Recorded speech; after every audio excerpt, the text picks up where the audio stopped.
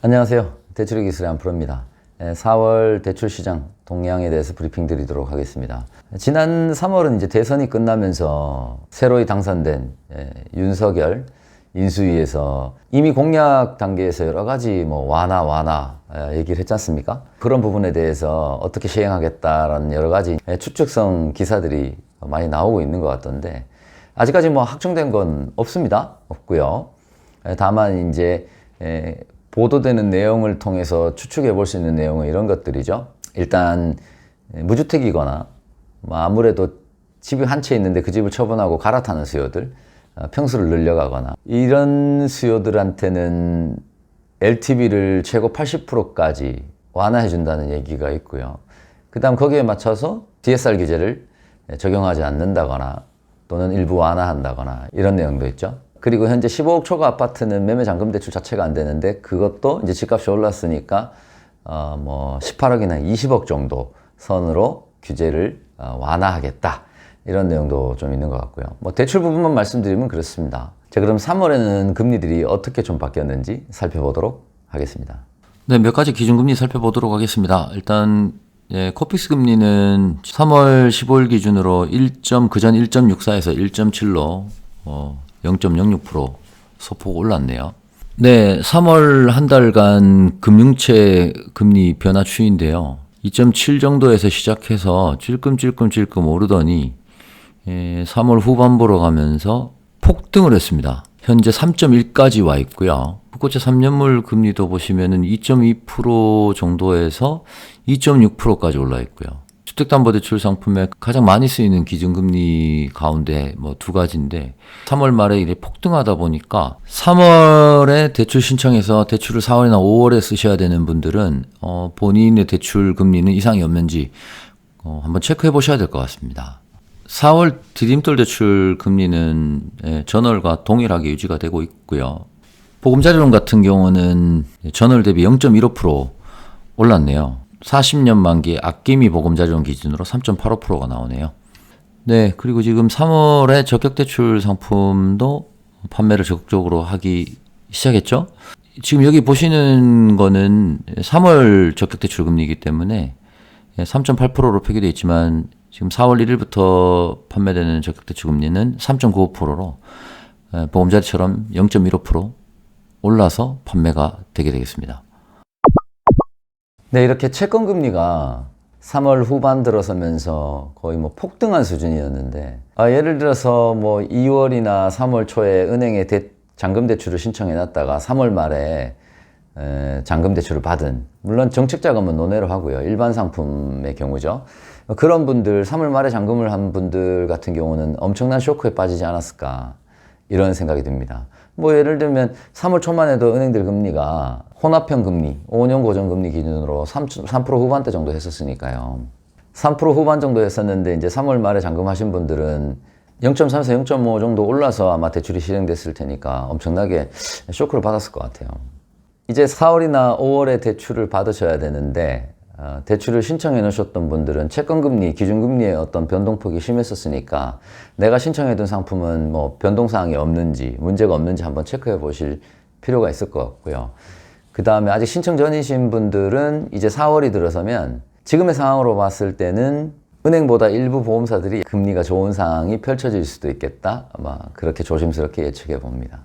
그래서 4월, 5월에 받으셔야 되는 분들은 본인이 선호하는 은행과 그리고 보험사 금리 비교하셔가지고 유리한 쪽으로 쓰시면 좋을 것 같습니다. 3월 후반부에 채권금리가 폭등했다고 해가지고 4월, 5월에 대출 받으시는 분들도 금리가 폭등하는 거 아니냐 이렇게 우려하실 수 있지만 그럴 가능성은 적죠. 계속 폭등할 수는 없으니까요, 단기간에. 지금처럼 여러 가지 요인들 때문에 금리가 출렁출렁 할 때는 본인이 신청해 놓은 대출 상품이 대출 실행일 날 기준금리가 바뀌어서 적용돼서 나오는 상품들이라면 중간중간 잘 점검하시고 살펴보셔야 일단 손해를 덜 보실 가능성이 높겠죠. 3월에는 또 이런 변화도 있었습니다. 작년 하반기부터 올 초까지 가계대출 총량 규제 이런 것들 때문에 금융사별로 가계대출 판매를 많이 할 수가 없었는, 눈치 보는 이런 상황이었는데 지금은 새로 당선된 쪽의 분위기가 그렇지 않다 보니까 분위기가 좀 바뀌어가는 것 같습니다. 그런 것들이 이제 실질적으로 금리를 떨어뜨리는 효과가 있을지 없을지는 좀 지켜봐야 될 것 같습니다. 대출을 써야 되는 입장인 사람들한테는 조금 더 유리한 상황이 전개될 수 있겠다라는 생각이 듭니다. 어쨌든 이런 것들이 확정이 돼야 뭐 집 매수 대기자들도 빨리 계약을 하고 할 텐데요.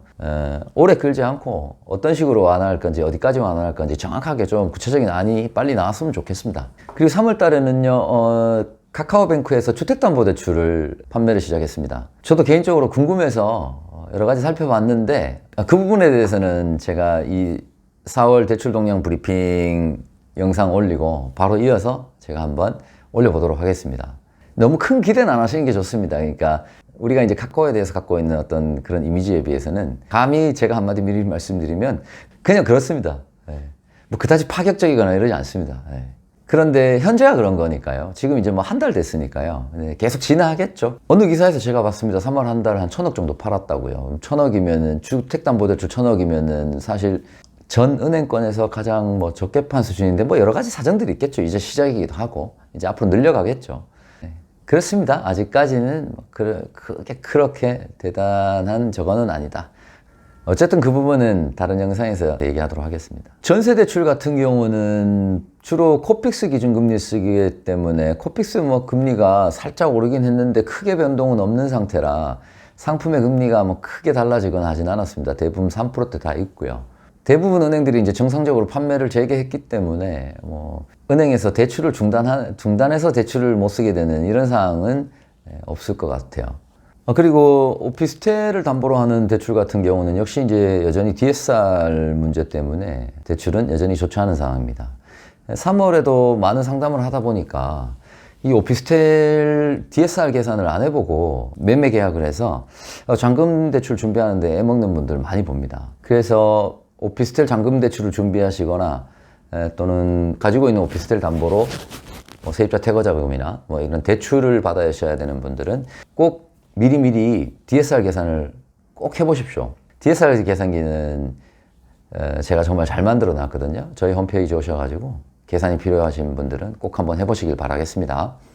그리고 주택담보사업자 대출 시장은 여전히 뜨겁습니다. 지금과 같은 DSR 규제와 LTV 규제가 풀리지 않는 한 금리를 조금 더 주더라도 LTV를 초과해서 대출을 받기 위해서는 사업자 대출과 같은 고금리 상품을 이용하는 수밖에 없기 때문에 규제가 완벽히 완화되기 전까지는 주택담보사업자 대출 시장은 한동안 계속 뜨거울 것 같습니다. 이 사업자 대출 상품들도 최근에 이제 금리가 좀 오른 탓에 4월에는 금리가 조금씩 다들 올라서 판매하게 되는 것 같고요. 사업자 대출 상품도 이제 고정금리가 있고 변동금리가 있단 말이죠. 본인이 조건이 된다고 하면 가급적이면 고정금리 쓰시기를 권해드립니다. 현재 은행과 보험사가 뭐 3%에서 4%대, 약간 높은 곳들이 한 5%대까지도 팔고 있고요. 캐피탈저축은행은 여전히 5% 후반에서 8% 정도 팔고 있습니다. 신용대출 시장도 은행에서 이제 총량 규제를 조금 풀어가는 분위기다 보니까 대부분 다 판매를 재개하는 듯한 분위기입니다. 3월 대출 시장은요, 꽤나 시끄러웠다. 그리고 4월도 상당히 시끄러울 것 같습니다. 그래서 가까운 시일 안에 대출을 받으셔야 되는 분이 있다면 조금 더 잘 준비하셔가지고 남들보다 비싼 금리를 쓰지 않으셨으면 좋겠습니다. 감사합니다. 대출 동향 브리핑은 다음 달에 또 찾아뵙도록 하겠습니다. 안프로였습니다.